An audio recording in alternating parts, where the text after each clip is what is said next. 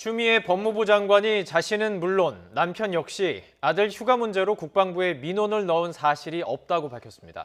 이 문제는 결국 검찰 수사로 밝혀질 수밖에 없게 됐는데요. 나흘 동안 진행된 대정부 질문이 추 장관 의혹에 집중되면서 현안과 민생은 뒷전으로 밀렸다는 비판이 일고 있습니다. 이승배 기자입니다. 대정부 질문 마지막 날 추미애 법무부 장관은 국방부 민원실에는 자신과 남편 모두 전화하지 않았다고 분명하게 밝혔습니다. 부모님께서 민원을 넣었다 이렇게 기록이 되어 있어요. 우리 장관님과 부부께서 직접 민원을 넣으신 적이 있습니까? 저는 민원을 넣은 바가 없고요. 제 남편에게도 민원을 넣은 적이 없다는 것을 확인했습니다. 예. 그러면서 자신과 남편은 일로 아주 바빠서 아들과 딸은 평소에도 모든 문제를 스스로 해결해왔다고 강조했습니다. 정세균 국무총리도 민원실은 대한민국 국민 누구나 전화할 수 있는 곳이라며 그걸 두고 이렇게까지 공세를 펼 일이냐고 야당을 향해 쓴소리를 냈습니다.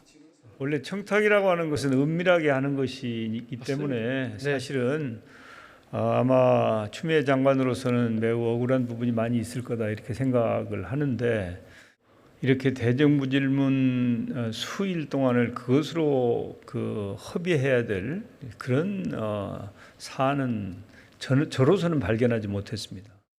지난 14일부터 시작된 대정부 질문은 나흘 내내 추 장관 관련 공방으로 점철됐습니다. 첫날인 정치 분야 대정부 질문에서는 질의에 나선 국민의힘 의원들은 모두 추 장관을 불러내 총공세를 폈습니다. 부모님이 국방부에 민원을 넣은 것으로 확인이 되고 있습니다.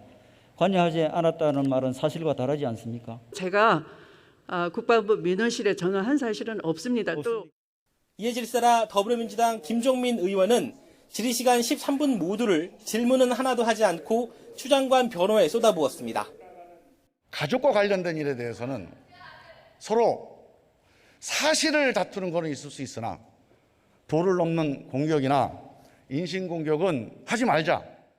둘째 날에는 정경두 국방부 장관을 상대로 추 장관 아들 병가 절차에 문제가 없었는지를 따졌고 23일 날 서씨 이 사람이 부대에 복귀를 했는가 안 했는가 안 했잖아요. 확실하게 이렇게 정리가 돼 있지 않고 행정상의 오류들이 있습니다. 결국 마지막 교육, 사회, 문화 분야에서까지 설전이 이어지면서 21대 정기국회 첫 대정부 질문은 추미애 인사청문회를 방불케 했습니다. 당연히 민생 현안 질의는 쪼그라들었습니다. 코로나19 상황 속 정부 방역과 경제대책, 부동산 문제와 남북 관계와 같은 국가적 현안에 대한 질의는 눈에 띄지 않았습니다. 정의당은 이번 대정부 질문은 국정을 설명해야 할 국무위원은 관객이었고 주연은 법무부 장관이었다고 꼬집었습니다. 거대 양당은 민생 질의는 제쳐놓고 정치 공방에 집중함으로써 국민들에게 큰 실망을 안겨주었습니다. 대정부 질문 내내 추미애 장관 아들을 둘러싼 공방은 계속됐지만 확실하게 결론이 날 사실은 없습니다. 결국 검찰 수사로 밝혀질 수밖에 없는 의혹을 두고 거대 양당이 정쟁에만 몰두했다는 비판을 피하기는 어려워 보입니다. YTN 이승배입니다.